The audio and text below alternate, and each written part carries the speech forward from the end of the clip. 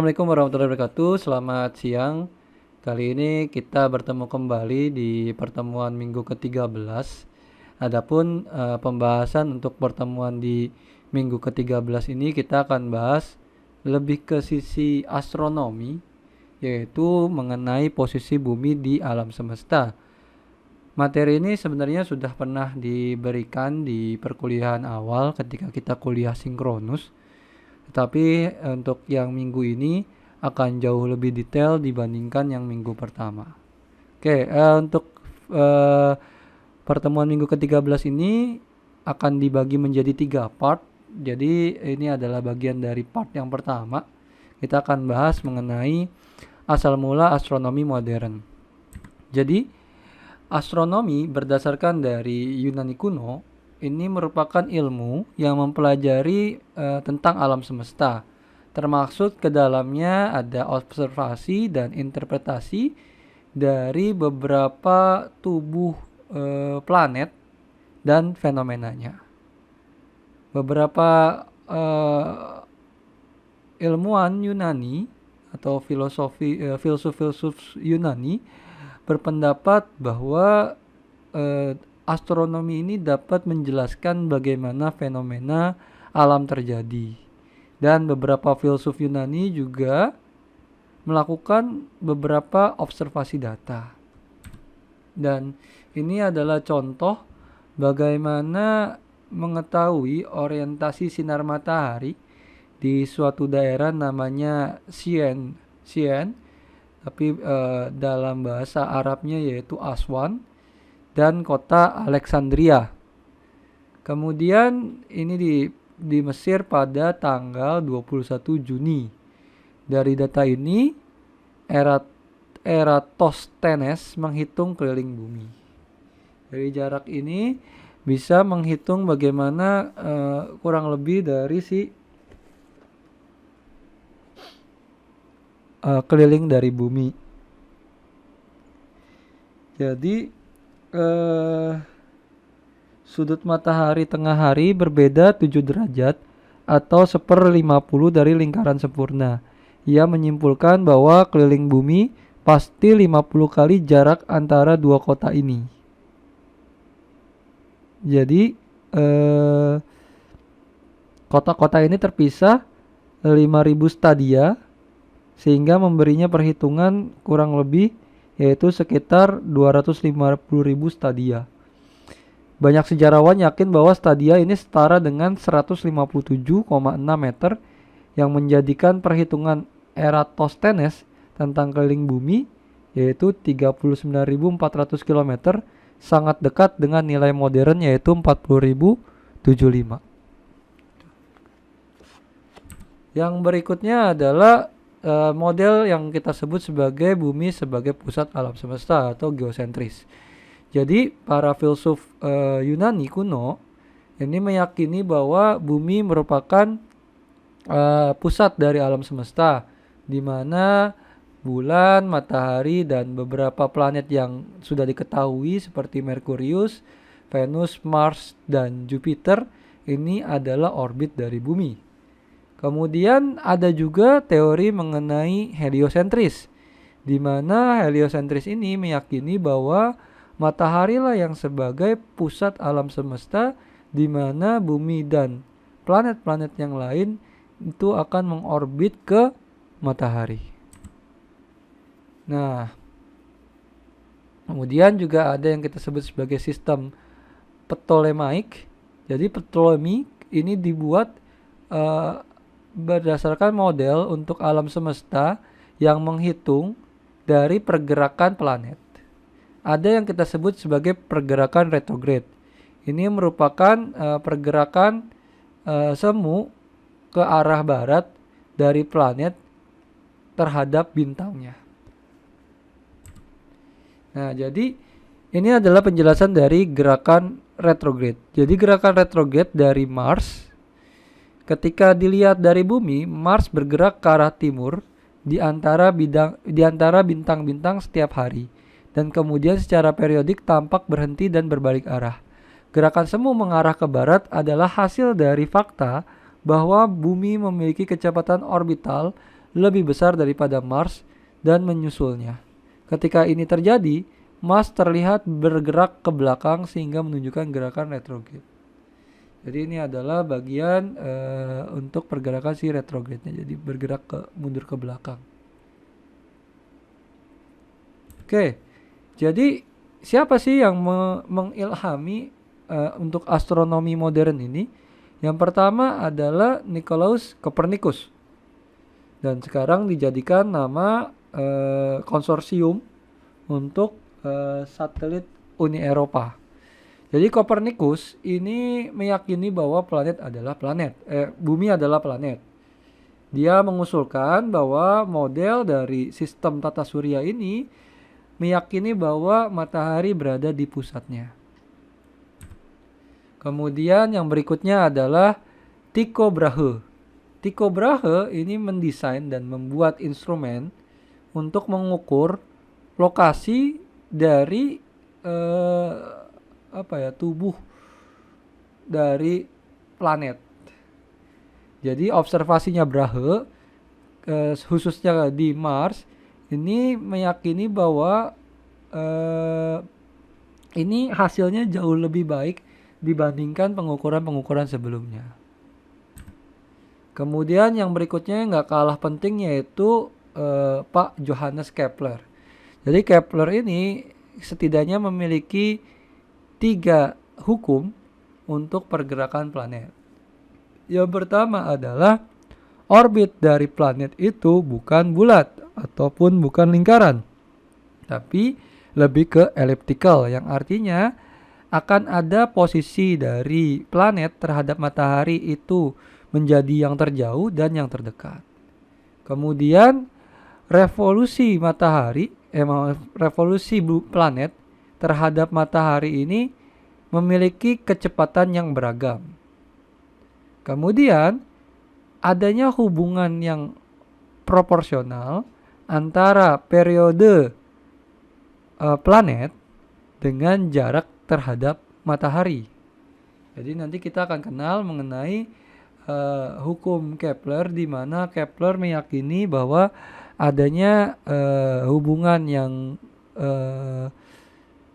yang menghubungkan antara periode dari planet dengan jarak dengan matahari atau R. Jadi Johannes Kepler meyakini bahwa elips ini adalah bentukan oval bukan lingkaran. Dan satuannya atau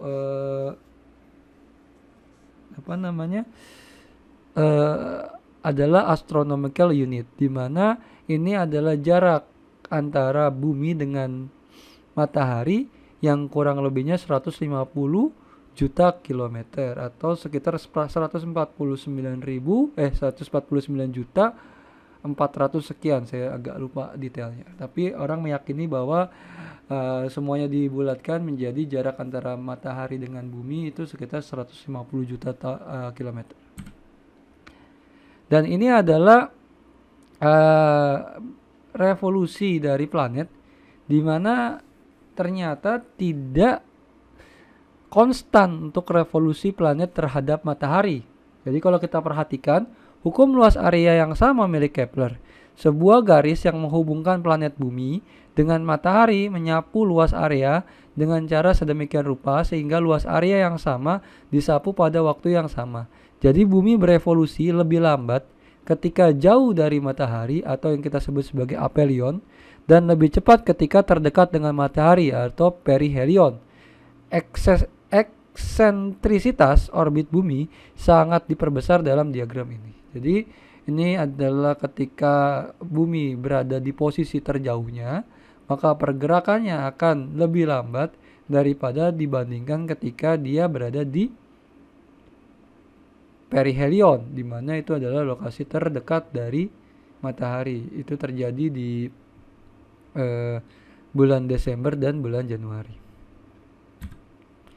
Oke, yang berikutnya ini cukup fenomenal dan cukup tragis dari akhir hidup sang maestro ini, yaitu Galileo Galilei. Jadi Galileo ini merupakan salah satu kontributor yang paling penting terhadap perkembangan dari pengamatan alam semesta, di mana deskripsinya adalah bagaimana melihat kebiasaan benda itu bergerak. Jadi dia mengembangkan teleskopnya sendiri dan membuat catatan pengamatan yang penting. Yang pertama adalah adanya 4 satelit atau 4 bulan yang mengorbit ke Jupiter. Kemudian planet ini seperti circular disk. Jadi tidak hanya poin di cahaya. Kemudian juga ada Venus yang memiliki fase seperti bulan. Kemudian permukaan bulan ini tidak rata, dan matahari memiliki bintik-bintik hitam atau yang kita sebut juga sebagai daerah gelap. Oke, jadi kalau kita perhatikan, ini adalah yang gambar di mana dalam sistem Ptolemus atau terpusat di bumi, orbit Venus terletak di antara matahari dan bumi. Jadi dalam sistem tata surya terpusat di bumi, hanya fase sabit dari Venus yang dapat terlihat dari bumi. Kemudian kita lihat kalau seandainya ini mengikuti sistem Kopernikan atau terpusat di matahari, Venus akan mengorbit di matahari dan karenanya semua fase Venus terlihat dari bumi. Seperti yang teramati oleh Galileo, Venus mengalami serangkaian fase mirip bulan. Jadi ada fase sabit, ada fase setengah sempurna, ada fase purnama di sana. Jadi Venus tampak paling kecil selama fase penuh ketika berada terjauh dari bumi dan terbesar di fase sabit ketika berada terdekat dari bumi. Ini memverifikasi keyakinan Galileo bahwa matahari adalah pusat tata surya. Yang berikutnya adalah Bapak Newton atau Tuan atau Sir Isaac Newton, di mana dia mengungkapkan sebuah teori yang meyakini adanya atau keberadaan dari gaya gravitasi. Jadi Newton adalah orang yang pertama membuat atau merumuskan dan mengetes dari hukum gravitasi universal. Jadi gravitasi universal adalah di mana gaya gravitasi akan menurun ketika bertambahnya jarak. Jadi massa objek yang terbesar itu ketika dia dipengaruhi oleh gaya gravitasi. Jadi ini adalah gerakan orbital bumi dan planet-planet lain, di mana semua planet itu tetap terjaga dari orbitnya dikarenakan adanya gaya gravitasi antara matahari dengan planet-planet tersebut. Kemudian terdapat pergerakan bumi, di mana pergerakan bumi ini terdiri dari 2, yaitu rotasi dan revolusi. Dan yang ketiga sebenarnya ada namanya gerak presesi, dan ini sangat lambat dibandingkan dengan 2 gerakan lainnya. Ada yang tahu ini apa? Ini adalah Stonehenge. Jadi kalau kita yakini bahwa Stonehenge ini diciptakan oleh manusia zaman prasejarah, ini adalah salah satunya untuk melakukan observasi. Loh, Bapak so tahu deh. Tahu dari mana?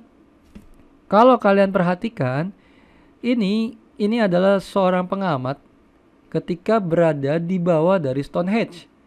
Kalau kalian lihat pandangannya lurus ke arah depan, ini saya lupa arah barat atau timur, ini kita bisa lihat langsung bahwa terdapat pengamatan matahari tepat ketika kita berada di bawah Stonehenge ini. Jadi kalau bukan karena observatory atau observatorium, maka nggak mungkin kita bisa melihat secara jelas bagaimana kenampakan matahari ketika di bawah dari si Stonehenge. Gitu. Yang berikutnya adalah kita akan coba bahas satu persatu. Yang pertama adalah gerak rotasi. Jadi gerak rotasi ini dia spinning, turning di mana tubuhnya dalam sebuah eksis. Jadi di sini akan ada rata-rata hari matahari. Ini kurang lebih sekitar 24 jam. Tapi ternyata ada juga yang kita sebut sebagai hari hari sidereal,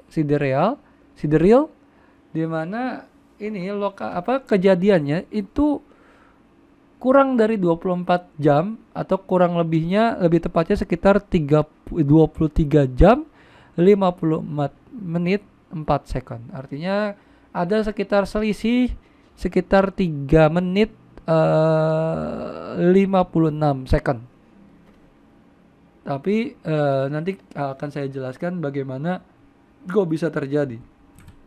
Nah, jadi kalau kalian perhatikan di sini, jadi ilustrasi perbedaan antara hari surya dan hari sideris. Jadi lokasi X dan Y itu langsung berhadapan satu sama lain. Bumi membutuhkan waktu tadi 23 jam 56 menit 4 second untuk melakukan satu rotasi terhadap bintang atau yang kita sebut sebagai hari sideris.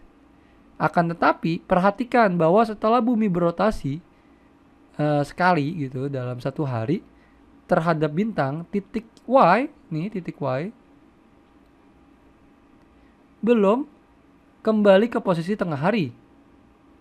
Jadi ada selisih kurang lebih nih di sini. Kan kalau kita perhatikan dia akan jadi tengah hari nih, berada di tengah-tengah dari si matahari. Tapi ternyata ada sekitar perbedaan 3 menit 56 detik. Ini adalah posisi dia belum seharusnya terjadi. Karena ini kan dia miring ya dari permukaan, maka dia seharusnya ada di sini. Dan kalau dihitung, ini kurang lebih sekitar 4 menit atau 3 menit 56 second. Maka matahari harus berotasi lagi sekitar 4 menit untuk melengkapi hari suryanya. Oke, yang berikutnya adalah revolusi. Jadi revolusi ini adalah gerakan dari tubuh seperti planet atau bulan, di mana dia mengelilingi matahari pada satu poin di atas atau di luar angkasa. Ada dua istilah, yaitu perihelion dan aphelion, di mana perihelion ini adalah kondisi ketika bumi berada di titik terdekatnya. Ini kurang lebih di bulan Januari. Dan aphelion ini adalah di titik terjauhnya, diperkirakan di bulan Juli. Kemudian ini adalah eksis bumi dan beberapa musim. Jadi bidang eliptikal ini adalah bidang bidang maya atau imaginary yang menghubungkan antara orbit bumi dengan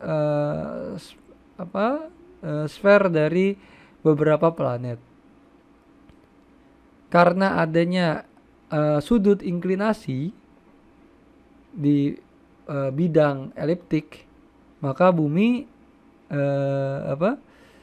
akan memiliki satu siklus tahunan dari musim. Nah, ini contohnya bagaimana penggambaran ekliptika dan bidang ekliptika, di mana gerakan bumi di orbit menyebabkan pergerakan semu. Matahari bergeser sekitar 1 derajat setiap harinya pada bola langit. Eliptika adalah jalur yang tampaknya diikuti matahari melewati bintang. Bidang ekliptika adalah sebuah bidang imajiner yang menghubungkan titik-titik di ekliptika. Ini adalah bidang ekliptikanya. Nah, ini. Kemudian ada yang kita sebut sebagai gerak presisi, di mana gerak ini memiliki periode kurang lebih 26.000 tahun. Kemudian adanya pergerakan antara bumi dan matahari. Jadi kecepatan dari sistem tata surya ini memiliki arah yang kita sebut sebagai vega. Kemudian revolusi matahari di sekitar galaksi. Bumi Jadi adalah memiliki posisi bahwa di Bima Sakti ini memiliki tetangga terdekat. Yang terdekat itu namanya adalah Andromeda. Nah, ini kita akan punya setidaknya 3 gambar, di mana gambar A ini adalah presesi sumbu bumi yang menyebabkan kutub utara membentuk lingkaran melewati langit selama siklus 26.000 tahun. Saat ini kutub utara menunjuk ke arah Polaris atau bintang utara. Dalam sekitar 3000 sebelum Masehi, bintang utara adalah Tuban, bintang terang di rasi bintang Draco. Nah ini tadi. Kemudian ini adalah penggambaran bagaimana ilustrasi dari pergerakan presesi bumi. Ini sama seperti yang terjadi di mainan gasing atau panggal di sini. Dan yang ini adalah lingkaran yang menunjukkan jalur kutub utara di antara beberapa bintang dan rasi bintang menonjol di langit utara. Nah, ada yang berikutnya adalah pergerakan dari sistem bumi bulan, di mana ada yang kita sebut sebagai gerakan perigi, yaitu titik di mana bulan berada di posisi terdekatnya dengan bumi, dan apogi adalah titik terjauh antara bulan dengan bumi. Jadi di sistem dari bumi bulan ini pergerakannya ada yang kita sebut sebagai beberapa fase bulan, di mana fase bulan ini merupakan perubahan yang secara progresif terhadap kenampakan bulan di selama 1 bulan. Kemudian ada fase purnama, ini adalah hasil dari pergerakan pergerakan bulan dan cahaya matahari merefleksikan terhadap permukaannya. Nah, ini jadi kita akan dapatkan beberapa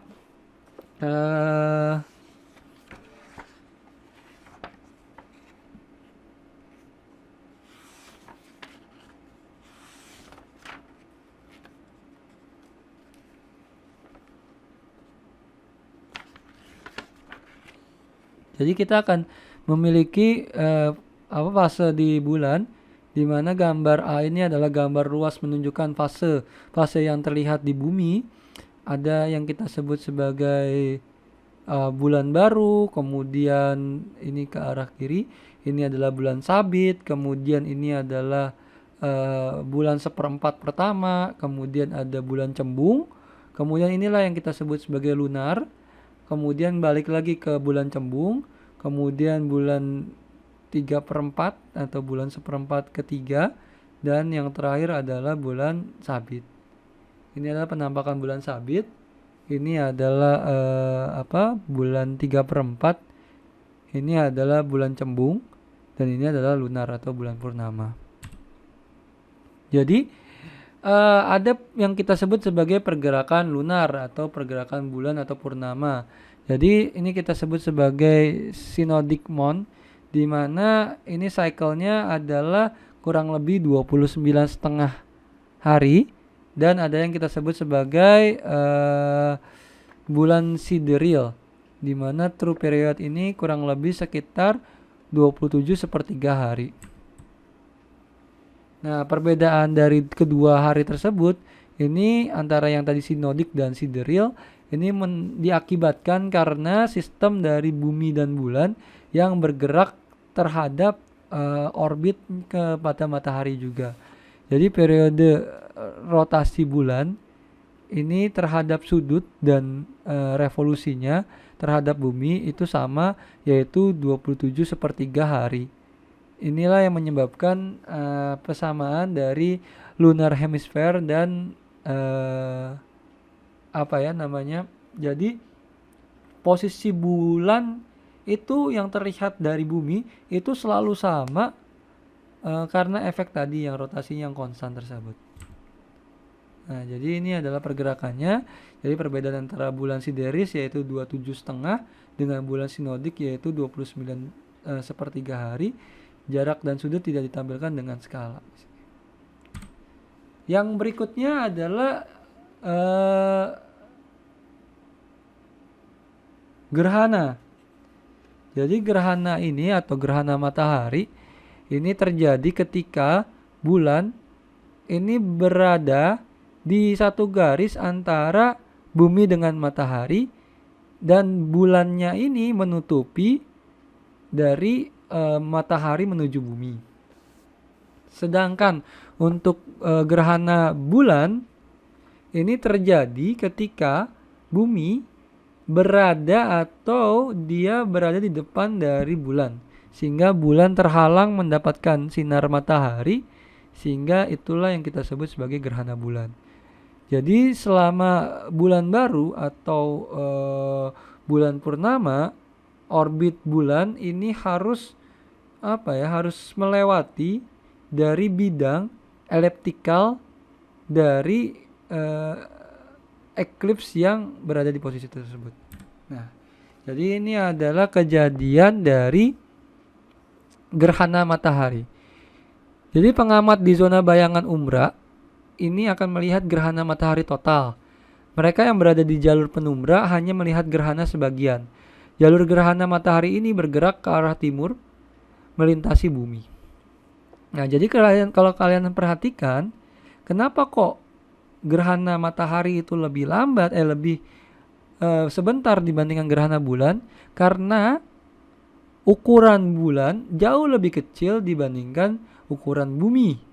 Jadi ketika bulan ini menutupi dari sinar matahari langsung menutup ke bumi, maka ya waktunya itu ya hanya ketika bulan itu pas dalam satu garis. Tapi bandingkan ketika gerhana bulan, maka bumi lah yang menutupi sinar matahari terhadap bulan, sehingga karena ukuran bumi lebih besar dibandingkan bulan, maka waktu yang terjadi akan lebih lambat atau lebih lama dibandingkan gerhana matahari. Dan ini adalah gerhana matahari, gerhana bulan. Jadi gerhana bulan total, orbit bulan membawanya ke bayangan gelap bumi atau umbra. Selama gerhana sebagian, hanya sebagian bulan yang masuk dalam umbra. Dan ini adalah keadaan permukaan dari bulan. Jadi ternyata bulan itu punya beberapa kawah akibat dari depresi dari hasil dari volcano atau depresi akibat dari impact meteorit. Jadi di bulan ini ada indikasi adanya aktivitas vulkanisme seperti yang terjadi di bumi, dan juga pengaruh dari meteorit. Beberapa kawah dihasilkan dari impact yang sangat cepat dari pergerakan debris. Sinar atau gelombang ini adalah sistem terang dan berasosiasi dengan kawah di bulan. Nah, ini tadi penggambarannya. Jadi ini adalah Mare Imbrium. Ini adalah kawah dari Kepler. Ini adalah kawah dari Copernicus. Dan ini adalah Tranquillitatus. Dan ini adalah penggambaran untuk kawah yang diakibatkan karena pengaruh tabrakan atau tumbukan dari meteorit. Jadi di permukaan bulan itu tidak rata, ada dataran tinggi, ada yang kita sebut sebagai maria atau lapisan purba dari lava basaltik yang menghasilkan atau dihasilkan ketika asteroid ini menumbuk dari si permukaan bulan dan menyebabkan adanya magma yang keluar. Ada juga yaitu Rille. Jadi ini adalah sungai panjang yang berasosiasi dengan Maria dari bulan. Jadi Rille ini akan mirip seperti lembah atau palung.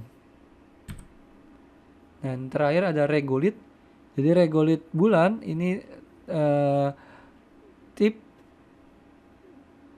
tipis, kemudian lapisan abu-abu di permukaan bulan, dan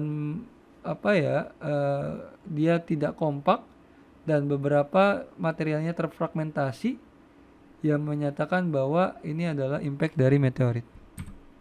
Ini adalah gambar bagaimana kondisi topografik yang ada di bulan. Jadi ini adalah sejarah dari bulan. Jadi beberapa model yang diterima dari bulan ini merupakan hasil dari pembentukan sistem tata surya. Kemudian tubuhnya disebab di apa? Jadi ukurannya tuh di antara bumi dengan bulan. Ini merupakan hasil dari debris yang terlontarkan ke luar angkasa, memulai mengorbit dari bumi dan kemudian menyatu dengan bagian dari bulan tersebut. Dan ini adalah bagaimana keterbentukan dari sistem bumi bulan, di mana ini ada tumbukan, kemudian memanas sehingga menghasilkan bola pijar yang ada di luar tersebut dan dia mengorbit kepada bumi. Yang selanjutnya adalah menjelajahi tata surya kita. Jadi ketika kita membahas tentang tata surya kita, jadi kita akan membahas bagaimana overview dari planet. Ada yang kita sebut sebagai planet terestrial, ada juga yang kita sebut sebagai planet Jovian. Jadi kalau kita bisa lihat di sini bahwa planet terestrial ini terdiri dari planet Merkurius, Venus, Bumi, dan Mars, sedangkan planet Jovian ini merupakan planet-planet besar yang meliputi dari planet Jupiter, Saturnus, Uranus, dan Neptunus. Nah, sedangkan Pluto ini nggak masuk kemana-mana karena dia tidak masuk ke dalam kedua kategori tersebut, dan Pluto sempat dicoret dari planet dan kembali lagi menjadi planet di tahun 2013 atau 14. Dan ini adalah pandangan artistik tentang tata surya dengan planet-planet yang tidak digambarkan sesuai skala. Dan kalau kita gambarkan sesuai skala, ini adalah posisi planet ditunjukkan dengan skala menggunakan satuan astronomi atau AU atau SA, di mana 1 AU ini setara dengan jarak rata-rata dari bumi ke matahari atau 150 juta kilometer. Kemudian secara umum, jadi ukuran ini sangat berbeda antara planet terestrial dengan planet Jovian. Kemudian massa jenis, kemudian komposisi kimia, dan nilai dari rotasi ini juga bisa menunjukkan perbedaan antara keduanya. Kalau kalian lihat di sini, maka kita akan dapatkan bahwa kecepatan di planet dari dari planet terestrial ini jauh lebih cepat dibandingkan yang ada di planet Jovian. Karena memang kalau kita lihat di sini periode dari rotasinya akan lebih lambat di planet terestrial dibandingkan yang planet Jovian. Kemudian densitasnya walaupun dia besar, tapi karena planet Jovian ini kebanyakan adalah planet gas, maka densitas rata-ratanya relatif kecil. Kemudian kita akan membahas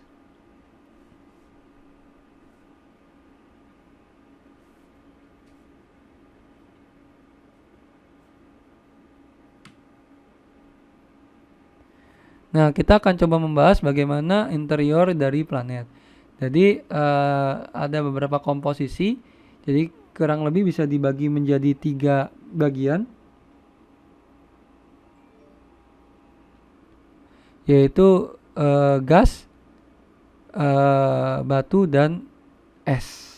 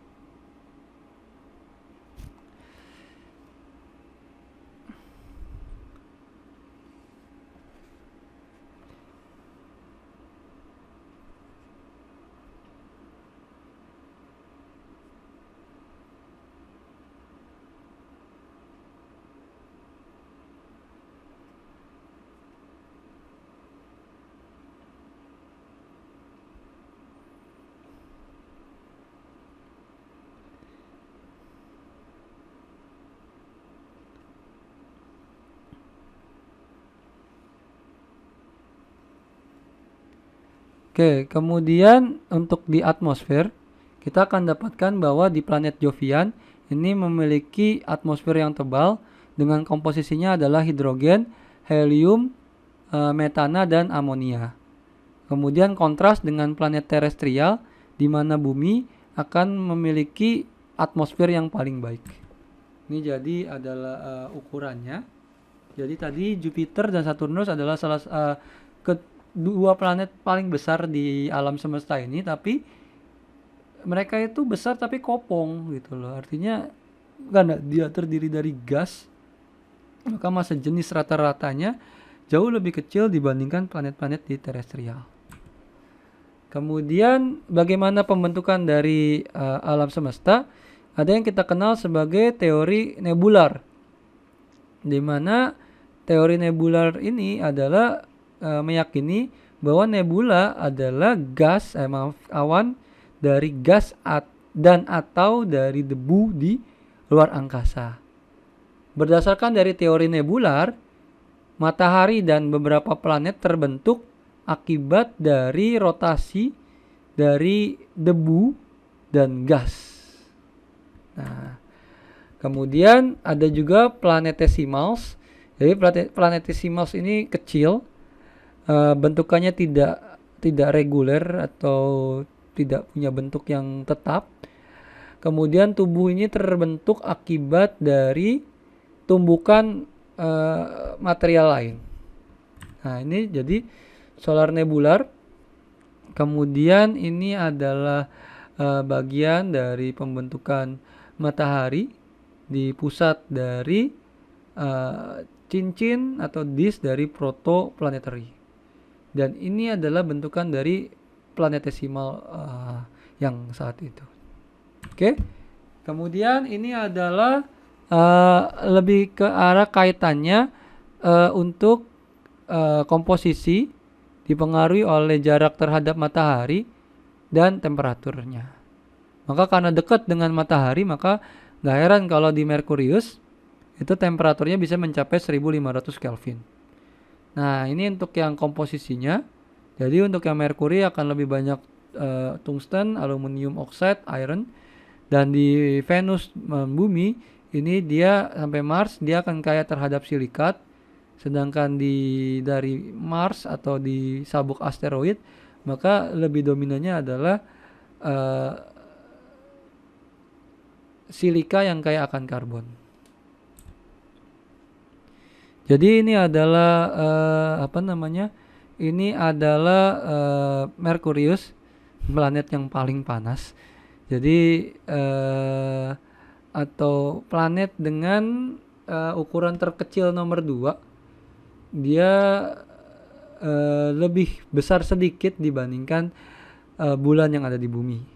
Kemudian Merkuri ini memiliki beberapa tinggian seperti bulan dan memiliki terrain yang relatif baik dan banyak ditemukan tadi Maria. Kemudian temperaturnya tadi sangat ekstrim di antara planet-planet yang lainnya. Ini adalah penampakan dari planet Merkurius. Kemudian yang berikutnya adalah planet Venus, di mana ini adalah planet veiled. Jadi temperaturnya ini berkisar antara 475 derajat Celcius di suhu permukaannya, dengan atmosfernya 90%-nya adalah CO2.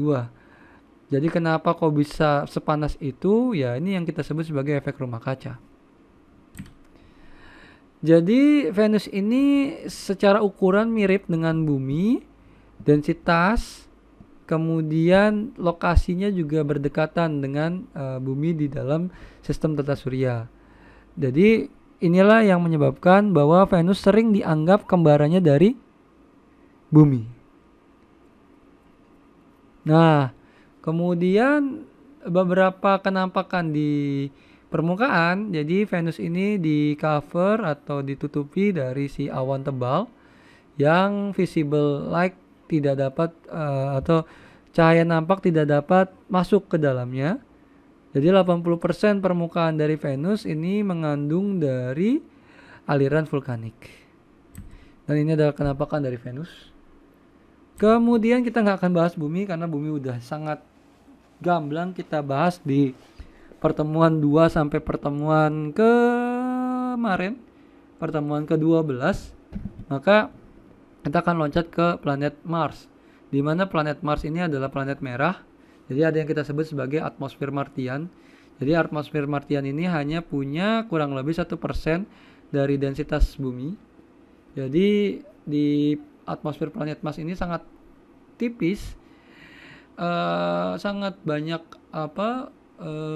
badai debu, dan juga yang menyebabkan karena tadi debu-debu angkasa tersebut memiliki kandungan besi yang tinggi, maka akan terlihat seperti berwarna merah ketika terlihat dari bumi. Nah, beberapa permukaan Martian ini memiliki umur yang lebih tua dari standar yang ada di bumi.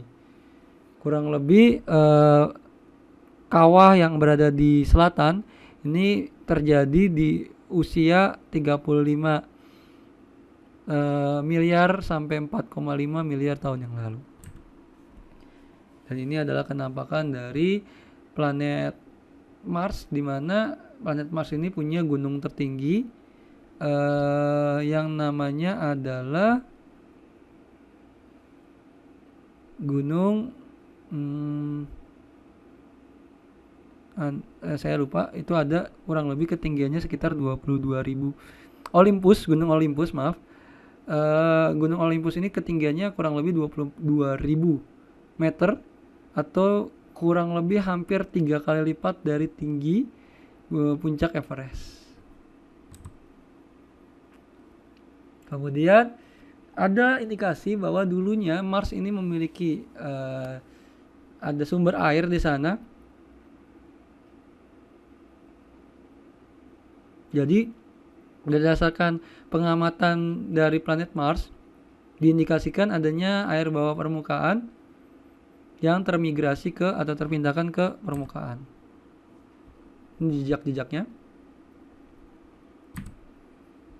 Yang berikutnya adalah Jupiter, di mana Jupiter ini adalah planet terbesar di alam semesta kita, di galaksi kita, di mana masanya ini 2/12 lebih besar dibandingkan seluruh massa yang ada di planet dan bulan yang dikombinasikan. Kemudian untuk yang struktur dari Jupiter, ini adanya atmosfer dari Jupiter yang kaya akan hidrogen dan helium, dan beberapa juga ada kandungan secara kecil yaitu metana, amonia, air, dan sulfur. Jadi ini adalah struktur atmosfer dari Jupiter. Jadi ada area terang atau bright cloud zone. Ini adalah kawasan di mana gas-gas naik dan mendingin. Penurunan mendominasi aliran di lapisan awan gelap. Nah, ini di dark cloud, di beltnya. Kemudian sirkulasi konektif ini bersama dengan rotasi cepat planet membangkitkan awan berkecepatan tinggi yang diobservasi antara sabuk dan zona di sini. Ada strong wind di antara keduanya. Kemudian Jupiter memiliki 28 satelit alami. Kemudian ada sistem ring yang tidak terlihat seperti yang dimiliki oleh Saturnus, tapi Jupiter ini juga salah satu planet yang memiliki cincin. Dan ini adalah 4 bulan atau satelit terbesar di Jupiter. Jadi yang pertama adalah Io, adalah salah satu dari hanya 3 bodi yang aktif secara vulkanis selain bumi yang diketahui ada di tata surya. Kemudian ada Europa, di mana satelit Galilean terkecil memiliki permukaan es yang diselingi dengan banyak fitur linear. Kemudian ada Ganymede. Jadi ini adalah satelit terbesar yang dimiliki Jupiter dan satelit terbesar yang ada di planet Jovian. Menunjukkan area berkawah, kawasan rata, dan area-area yang tertutup alur paralel. Yang terakhir adalah Callisto, di mana satelit Galilean terluar sangat berkawah mirip seperti bulan. Kemudian Saturnus, yaitu planet yang paling cantik atau elegan. di mana di dalam Saturnus ini atmosfernya sangat aktif dengan adanya angin yang berhembus kurang lebih kecepatannya adalah 1.500 km per jam. Jadi kalau kita tinggal di Saturnus itu selalu saja ada angin kencang di sana. Kemudian ada siklonis yang besar seperti yang terjadi di Jupiter Great Red Spot, tapi lebih kecil. Ini adalah berada di atmosfer dari Saturnus. Kemudian ada juga cincin dari Saturnus, di mana kita akan mengetahui di sana ada Jupiter, Uranus, dan Neptunus yang memiliki sistem ring atau cincin. Jadi di dalam Saturnus ini sistemnya dibagi menjadi dua. Jadi kurang lebih untuk satelit dari Saturnus itu ada 31 dan yang terbesar adalah Titan. Dan ini adalah yang lebih besar dibandingkan Merkurius. Dan ini adalah cincin Saturnus, di mana dua cincin terang disebut dengan cincin A dengan cincin B, di mana dipisahkan oleh divisi Cassini atau celah Cassini. Dan ada juga celah yang lebih kecil yang di luar dari A ini yang kita sebut sebagai celah Encke. Kemudian Uranus. Di sini Uranus adalah planet yang perpendikular secara bentukan bidangnya. Jadi rotasinya ini jadi akan paralel dengan planet-planet yang ada di orbit Uranus. Dan yang berikutnya adalah Neptunus. Ini planetnya disebutnya planet berangin. Jadi ini planetnya kurang lebih memiliki angin dengan kecepatan 1000 km per jam, mirip yang ada di Neptunus. Jadi salah satu yang kita sebut sebagai planet berangin di planet-planet yang ada di galaksi Milky Way. Nah, ini adalah beberapa penampakan dari atmosfer yang ada di Neptunus. Ada dark spot di sana, ada cirrus atau awan yang mirip cirrus seperti yang di bumi, dan ini adalah dark spot with bright core. Pluto kita anggap sebagai planet X. Jadi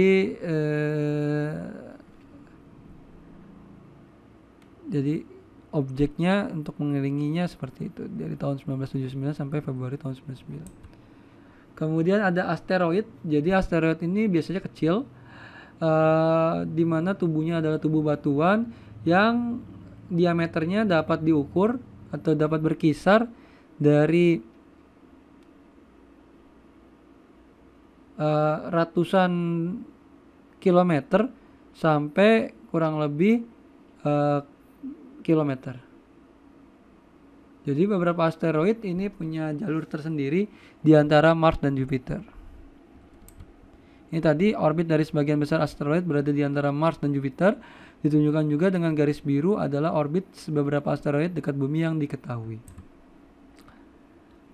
Yang selanjutnya adalah komet. Jadi komet ini memiliki tubuh yang kecil yang terbentuk dari batuan dan beberapa logam yang menyatu menjadi oleh si gas beku.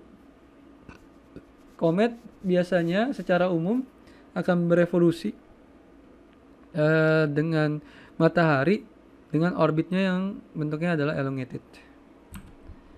Ini koma itu adalah fazi, komponennya gas dengan adanya kepala komet. Nah, ini bentukannya. Jadi kalau kita lihat komet ini pasti akan memiliki ekor yang menjauhi dari sinar matahari. Kenapa kok menjauhi? Karena memang untuk si komet ekornya itu terdiri atau tersusun dari material es, sehingga memungkinkan si komet ini akan menjauhi matahari untuk menghindari pencairan dari si komposisi ekor dari si komet tersebut. Ada yang kita sebut sebagai sabuk Kuiper. Dan ada juga awan Oort di sana. Kemudian ada komet yang terkenal yang kita sebut sebagai komet Halley, di mana dia muncul setiap 76 tahun sekali. Ini adalah meteor. Jadi ada 3 istilah yang cukup populer, tapi ini merupakan terminologi yang berbeda, di mana meteorit ini adalah partikel padat yang mengelilingi ada di luar angkasa. Sedangkan untuk meteor ini adalah fenomena yang teramati karena meteorit ini masuk ke dalam atmosfer bumi dan terbakar. Dan dikenal dengan bintang jatuh. Dan kalau meteorit ini ketika meteor sudah sampai ke permukaan bumi. Jadi kalau masih di luar angkasa namanya meteorit. Ketika masuk ke dalam atmosfer bumi itu kita sebut sebagai meteor. Tetapi ketika sudah nyampe ke permukaan bumi ini kita sebut sebagai meteorit. Ini sama, ini adalah penunjukan bahwa beberapa meteor yang pernah muncul di planet bumi atau terlihat di planet bumi. Oke, ini adalah akhir dari part yang pertama. Untuk yang part yang kedua kita akan membahas mengenai cahaya, observasi astronomis, dan matahari. Oke, kurang lebihnya mohon maaf. Walau muwaffiq ila aqwamit thoriq. Assalamualaikum warahmatullahi wabarakatuh. Selamat siang, sampai ketemu di part selanjutnya. Terima kasih. Allah karim.